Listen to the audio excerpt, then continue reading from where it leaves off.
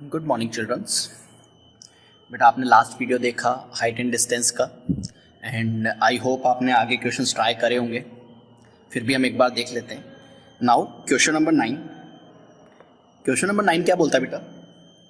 The angle of elevation of the top of a building from the foot of the tower. यानी इसमें दो object हैं, कौन कौन सा?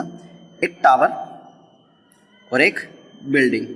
जब इस तरीके से आए तो दोनों मेंशन करना, भाई ये आपका टावर और ये आपकी बिल्डिंग। ठीक ठीक।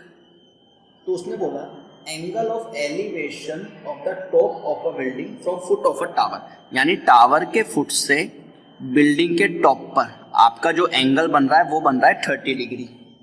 ठीक है, 30 डिग्री। और ये आपकी बेस, ये आपका 30 डिग्री बन रहा है। Okay. And the angle of elevation of the top of the tower from foot of the building, building के फुट से टावर के टॉप पर 60 डिग्री। ये एंगल आपका हो गया 60 degree. If the tower is 50 metre height, tower की height कितनी दे रखी है? 50 metre. Find the height of the building, और आपको बिल्डिंग की हाइट फाइंड करनी है, यानी इसको x मान लेते हैं। नाम दे दो A, B, C और ये D। ठीक। अब देखो आपके यहाँ पर दो ट्रायंगल्स बन रहे हैं, क्योंकि आप डायरेक्ट तो नहीं निकाल सकते।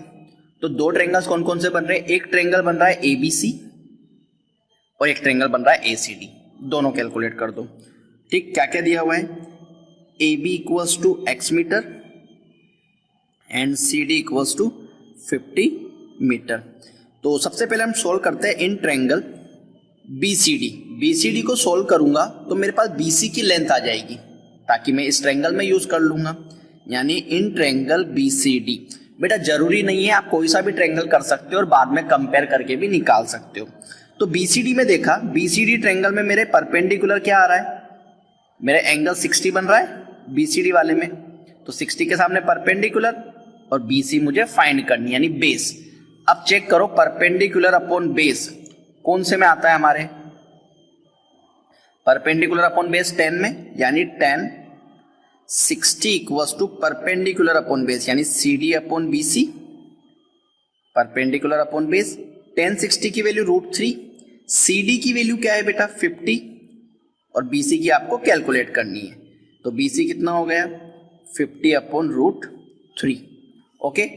अब दूसरा ट्रायंगल कौन सा बेटा आपके पास? In triangle ABC। ABC triangle में देखो तो ये 30 बन रहा है, तो 30 के सामने वाला परपेंडिकुलर AB और BC के पास हमारे पास लेंथ है, यानी 10 30 equals to AB upon BC। यही होगा 10 30 equals to AB upon BC। 10 30 की वैल्यू बेटा 1 अपॉन √3, AB आपको फाइंड करना है, और BC की वैल्यू क्या आई? 50 अपॉन √3, यानी ऊपर भेजूंगा AB की वैल्यू निकालूंगा तो 50 अपॉन √3, और ये नीचे वाला √3 यानी 50/3, यानी AB की वैल्यू कितनी आ गई आपके पास? 50/3। कोई दिक्कत बेटा? कोई दिक्कत है? यही आपका क्या हो जाएगा? Final answer. Now next question, काफी अच्छा क्वेश्चन है next, 10th one.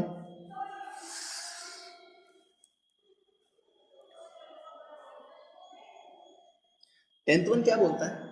To pole of equal height standing opposite each other either side of the road, यानी दो पोल है जिसकी हाइट सेम है। ये लो भाई, सेम हाइट का लिए ये सेम हाइट, ये दोनों पोल्स की इक्वल हाइट है। Side of the road which is 80 metre, यानी दोनों के बीच की डिस्टेंस कितनी है? 80 मीटर। यानी ये डिस्टेंस आपकी कितनी दी हुई है उसने? 80 metre wide. From a point them on the road the angle, एक पॉइंट है रोड के, उसने ये नहीं कहा रोड के किस साइड पर पॉइंट है, बट एक पॉइंट है रोड के साइड पे। हम मान लेते हैं ये पॉइंट हम मान लेते हैं। ठीक है। The angle of elevation of the top of pole are 60 and 30। Poles के टॉप पर 60 और 30 डिग्री आपके एंगल ऑफ एलिवेशन है। ये 30 डिग्री और ये 60 डिग्री। ठीक है। 60 degree. Find the height of the pole and the distance of the point from the poles. यानी आपको क्या क्या फाइंड करना है, एक तो आपको हाइट फाइंड करनी है यानी कि x, और आपको दोनों के बीच की डिस्टेंस, यानी इसको मैं y मानता हूं तो मेरे पास ये कितनी बचेगी 80 माइनस y। नाम दे दो a b c d और e। अब क्वेश्चन ने क्या क्या दिया है वो लिख लेते हैं हम। A B equals to D E equals to X, ये हमने मानी है कि ए बी और डी ई की लेंथ क्या है हमारे पास, सेम इक्वल हाइट जो हमें दी हुई है। Then B C equals to Y metre and C D equals to 80 minus Y metre. जो भी हमने डायग्राम में करा उसको एक बार हमने लिख दिया। अब दो ट्रेंगल्स कौन कौन से हो रहे हैं वो देख लेते हैं। सबसे पहले हुआ in triangle C D E. C D E में देखो, सी डी में 60 हमारे पास है, ये लेंथ भी आपके पास x ही है, एंगल के सामने वाली परपेंडिकुलर और एक बेस। परपेंडिकुलर अपॉन बेस कौन से रेशियो में होता है 10, यानी 10 60 equals to D E upon C D, यानी परपेंडिकुलर अपॉन बेस। 10 60 की वैल्यू √3, डी कितना है आपके पास x, और सी डी कितना है 80 माइनस वाई। इससे x की वैल्यू निकाल तो √3 80 minus Y equals to x। ये इक्वेशन नंबर 1 दे दो। अब दूसरा ट्रायंगल कौन सा है आपके पास ABC, इसको भी निकाल लो। इन ट्रायंगल ABC में देखोगे तो एंगल के सामने वाला परपेंडिकुलर और बेस, यानी इसमें भी 10 लगना है, यानी 10 30 equals to AB upon BC। 10 30 की वैल्यू 1 अपॉन √3, AB की वैल्यू x और BC की वैल्यू y, यानी y की वैल्यू कितनी आ गई √3x। Equation number 2। दो इक्वेशन दो वेरिएबल सॉल्व कर सकते हैं। एलिमिनेशन हो गया, सब्स्टिट्यूशन हो गया, तो मैं क्या कर दूंगा, put the value of y in equation 1। Equation 1 में y की वैल्यू पुट कर देता हूं, यानी √3 80 माइनस वाई की वैल्यू कितनी है √3x equals to x। Multiply करो, ये हो गया 80 √3 को √3 से करूंगा तो रूट हट जाता है, equals to x। 80 √3 equals to 3x plus x, यानी 4x, और x की वैल्यू निकालूंगा तो 80 √3 अपॉन 4, यानी कि कितना आ गया 20 √3 इक्वल्स टू x। यानी पोल की हाइट तो कितनी आई 20 √3। अब x की वैल्यू क्या कर दो 2 में पुट कर दो इन इक्वेशन 2 क्या है हमारे पास y इक्वल्स टू √3x, यानी √3 20 √3 मल्टीप्लाई करेंगे तो कितना हो गया 23 = 60, यानी y की वैल्यू कितनी आई 60। आ गई दोनों वैल्यू कि हमारे पॉइंट्स की डिस्टेंस कितनी है 60, तो y 60 आ गया। सो 80 माइनस वाई भी निकाल दो, 80 माइनस वाई क्या हो जाएगा 80 माइनस 60 अपॉन 20, और 20 किसकी लेंथ है सी डी की, सी डी इक्वल्स टू 20, और x हमने क्या माना था ए बी, यानी A B equals to D E equals to 20 √3, जो कि x माना था। क्लियर है बेटा ये चीज। तो इस तरीके से आपको ये क्वेश्चन अटेम्प्ट करना है, ठीक है। क्वेश्चन नंबर 11 बेटा, क्वेश्चन नंबर 11 हम ऊपर कर चुके हैं। मैं बताता हूं कौन से क्वेश्चन में हमने करा था। क्वेश्चन नंबर 6 जैसा ही है कि आपको क्या करना है, एक को मूव करना है, ठीक है। तो क्वेश्चन नंबर 11 जो है वो आपको खुद ट्राई करना है। Now question number 12।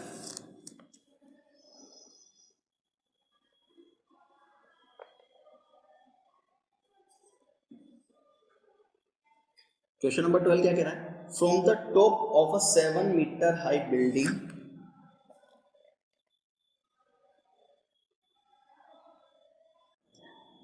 Now question number 12 वो क्या कह रहा है, from the top of a 7 metre high building the angle of elevation of the top of a cable tower और 60 and angle of difference foot. ठीक है, एक 7 मीटर की हाई बिल्डिंग है, ये लो भाई, ये हाई बिल्डिंग, ये हमने क्या माना बिल्डिंग,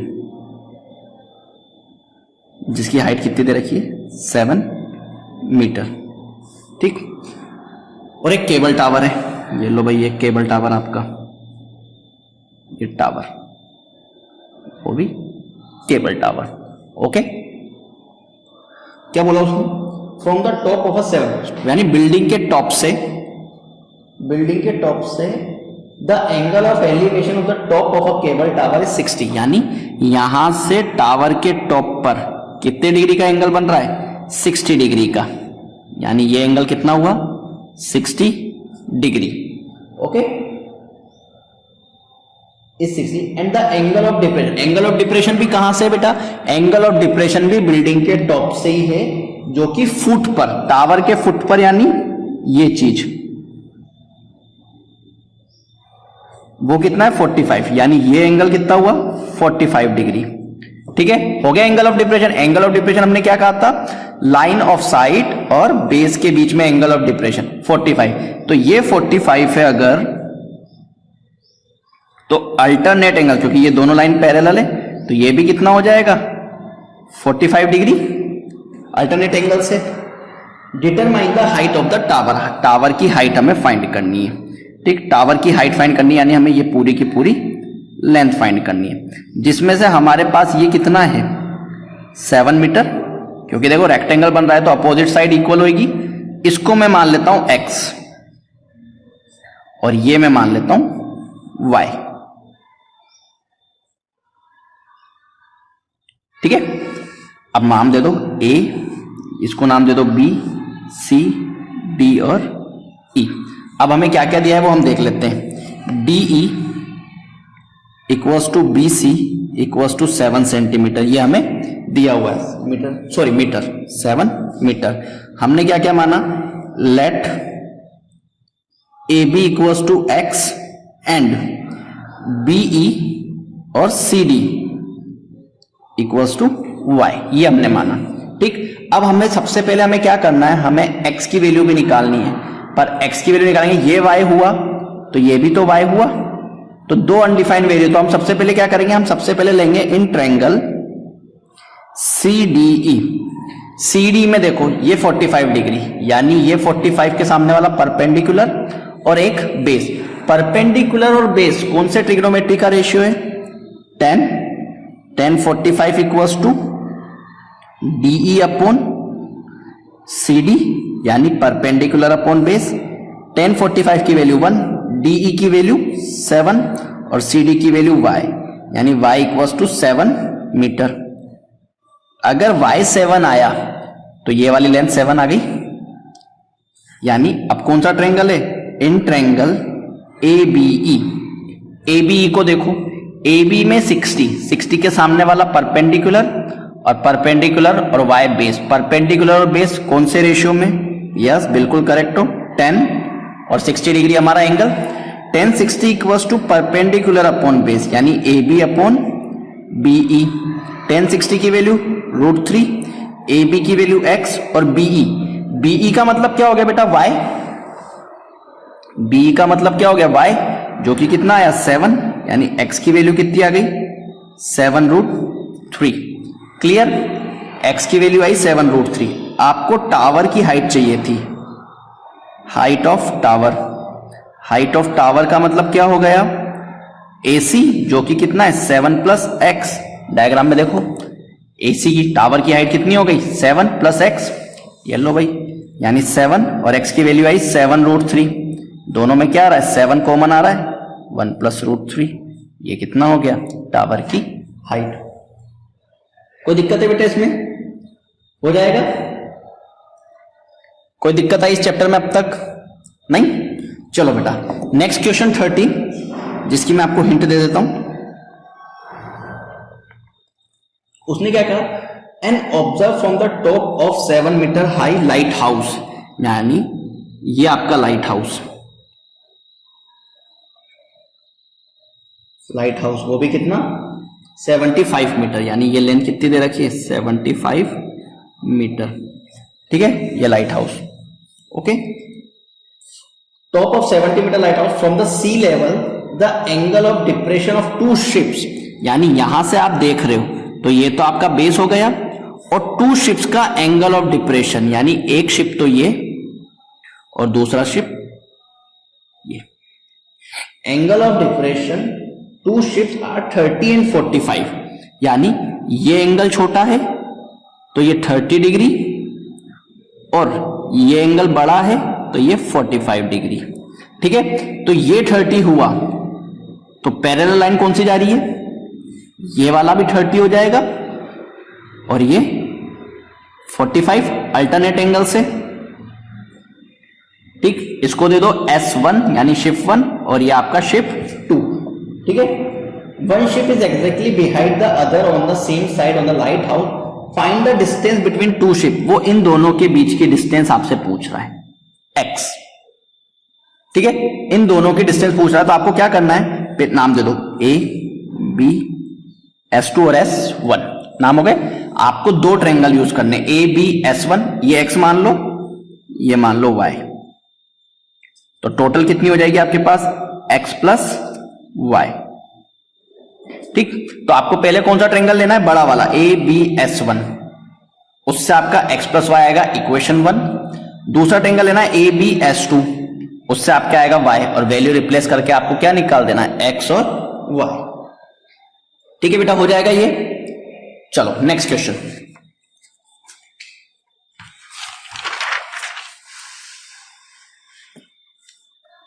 नाउ क्वेश्चन नंबर 14 क्या कह रहा है, अ 1.2 मीटर टॉल गर्ल, यानी यहां पर भी आपको क्या कह दिया, एक आपके ऑब्जर्वर की हाइट दे दी 1.2 मीटर। और जब भी ऑब्जर्वर की हाइट देगा तो हमें क्या करना होता है, वो हाइट माइनस करनी होती थी, स्टार्टिंग में बोला था। Sport balloon moving wide to the horizontal line, यानी एक बलून मूव कर रहा है, पहले वो यहां पर था और फिर दूसरे केस में वो इस जगह पर आ चुका। ठीक, तो पहले के साथ जो एंगल बन रहा था वो उसका बन रहा था 60 डिग्री, तो 60 डिग्री जो बन रहा था वो उसकी आइस के साथ ही बन रहा था। और फिर जो दूसरा एंगल बना वो बना उसका 30 डिग्री, यानी ये एंगल उसका जो था वो कितना बना, 30 डिग्री। ठीक है, और वो बलून की हाइट कितनी दे रखी उसने, बलून की हाइट दे रखी पूरी 88.2 पूरी दे रखी है। ये भी कितनी हो गई 1.2, तो बची कितनी 86 ही बची, सॉरी 87 बची। Find the distance travel by the balloon during this interval, उसको डिस्टेंस फाइंड करना है इस इंटरवल के ड्यूरिंग कितना हुआ, यानी यहां से यहां तक की उसको डिस्टेंस फाइंड करनी है। और ये डिस्टेंस कितनी हो गई y, नाम दे देते हैं A B C D और E एंड P Q और R, Q अंदर दे देता हूं। ठीक, अब देखो, अब हमें क्या क्या दिया है वो हम लिख लेते हैं। ठीक, हमें दिया हुआ है PR equals to AC equals to 88.2 metre and DE equals to BC equals to QR equals to 1.2 metre.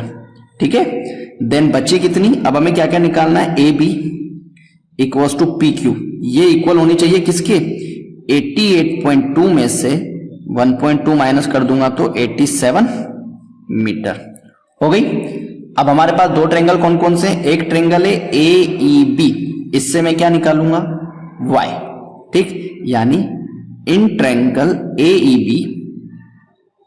AEB में देखो 60 डिग्री आ रहा है, AEB में 60 के सामने वाला परपेंडिकुलर और बेस, परपेंडिकुलर और बेस कौन से ट्रिग्नोमेट्री रेशियोज को कंपेयर करता है, परपेंडिकुलर अपॉन बेस किस पे आता है, 10 पे, यानी 10 60 equals to AB upon BE, it means perpendicular upon base. AB की वैल्यू कितनी है हमारे पास 87, 10 60 की वैल्यू √3, AB की वैल्यू 87 और y, तो y की वैल्यू कितनी आ गई 87 अपॉन √3। क्लियर। अब बात करते हैं in triangle E Q, P E Q माने ये पूरा ट्रायंगल पीई क्यू, इसमें हमारे 30 डिग्री आ रहा है, 30 के सामने परपेंडिकुलर और बेस कितना हो गया, पूरा पूरा बेस हो गया आपका y प्लस एक्स, ठीक, यानी tan 30 इक्वल्स टू परपेंडिकुलर यानी पी क्यू और बेस यानी ई क्यू, ठीक। tan 30 की वैल्यू 1/√3, पी क्यू कितना है आपके पास, पी क्यू की वैल्यू आई आपके पास 87 और ई क्यू है आपके पास x plus Y, cross multiply करो तो x plus Y equals to 87√3, y की वैल्यू कितनी थी आपके पास, x equals to 87√3 minus y की वैल्यू पुट कर दो 87√3 माइनस 87/√3, क्लियर। अब यहां से क्या कर लो, कॉमन निकाल लो,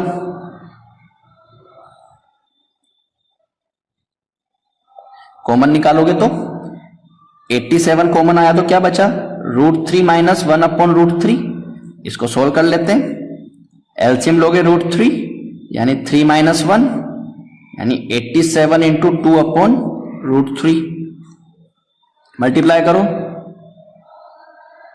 174/√3, और जब भी नीचे आपके रूट आ जाए तो आप क्या कर देते हो, हैंड टू हैंड रेशनलाइज, यानी 174√3/3 रिड्यूस करो, 3 5 15, 3 8 24, 58√3, ये 58√3 क्या आया बेटा, x हमने डायग्राम में क्या माना था,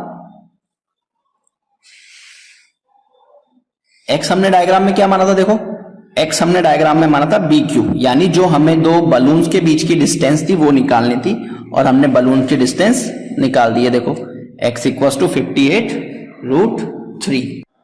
काफी इंपॉर्टेंट क्वेश्चन है बेटा 15, ठीक। उसने क्या कहा, a straight highway leads to the foot of a tower, a man standing at the top of a tower, एक आदमी है जो टावर के टॉप पे खड़ा है इस जगह पर, ठीक है।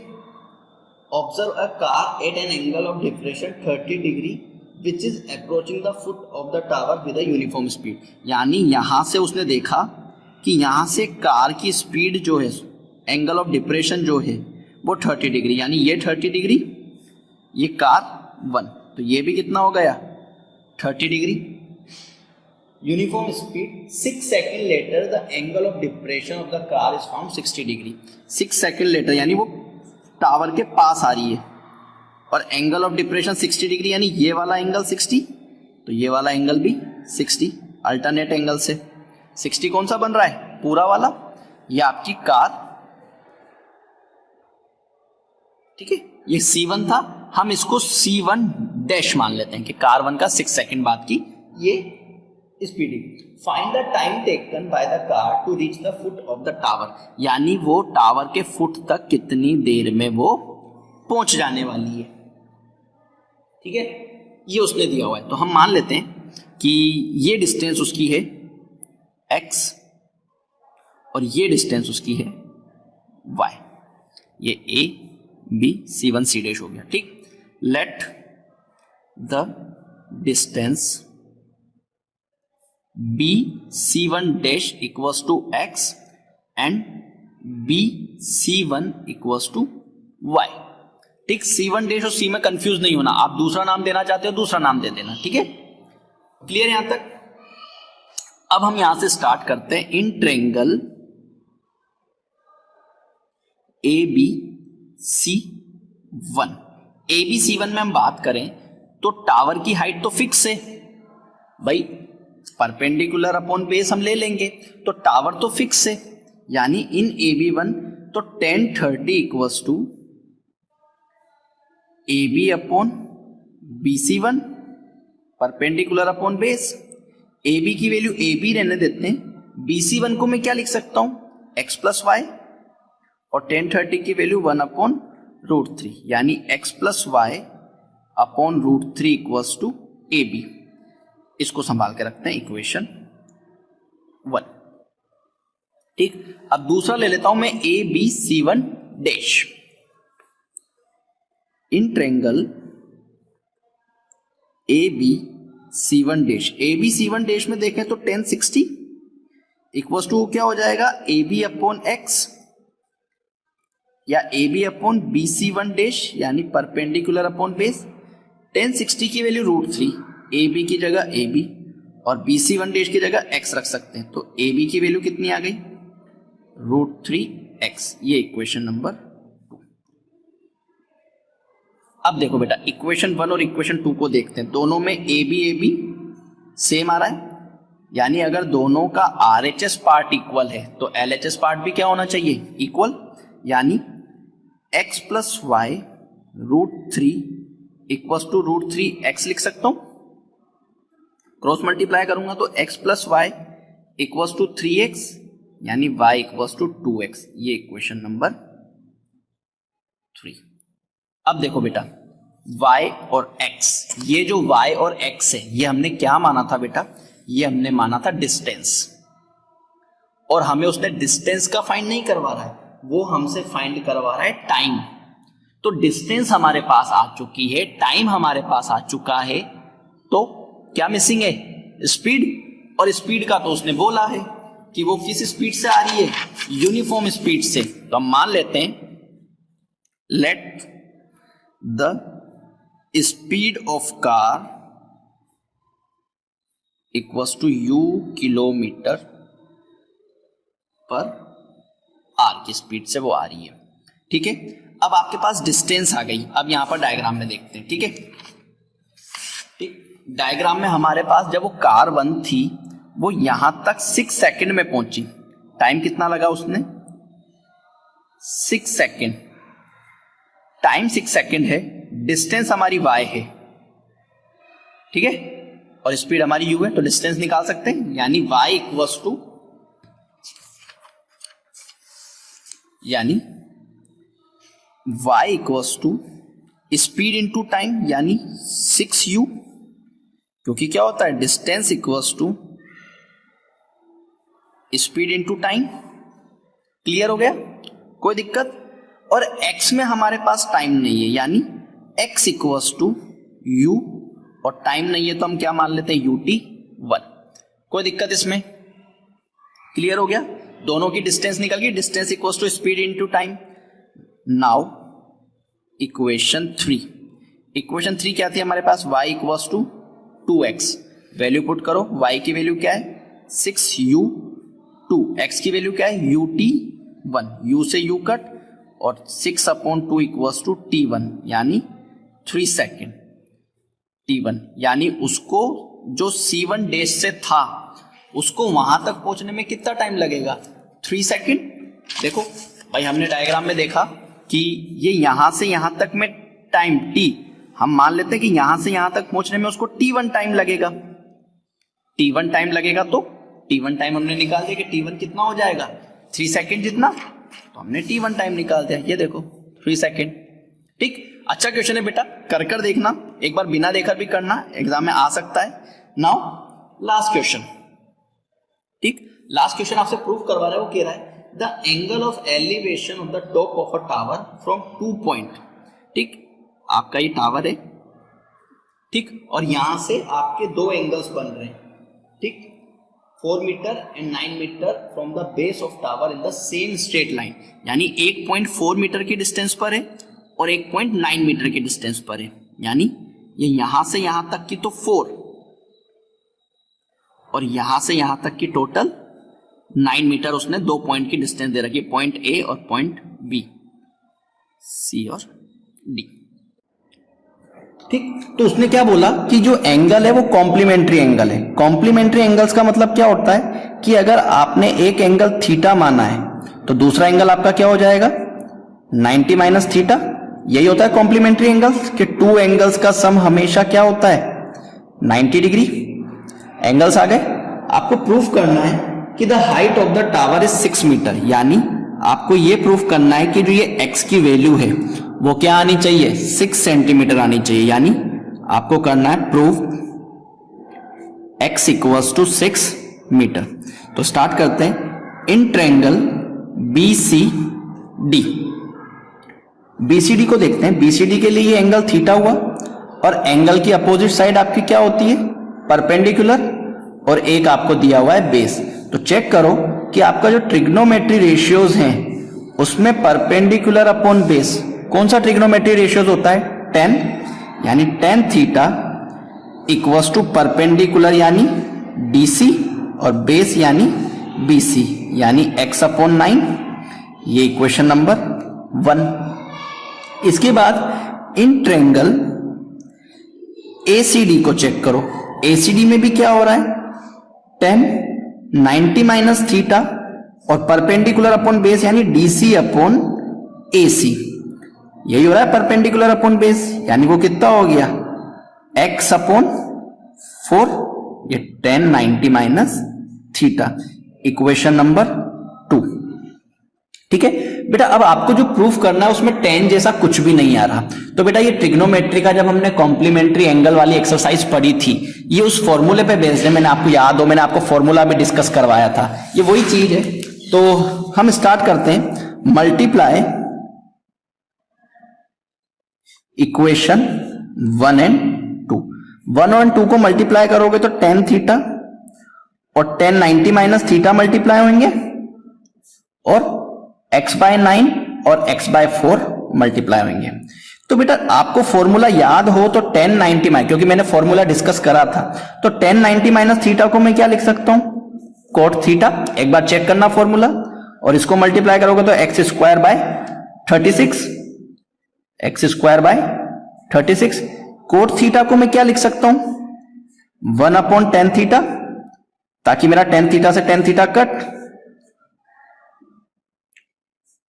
तो आपकी एक्स स्क्वायर की वैल्यू कितनी आ गई?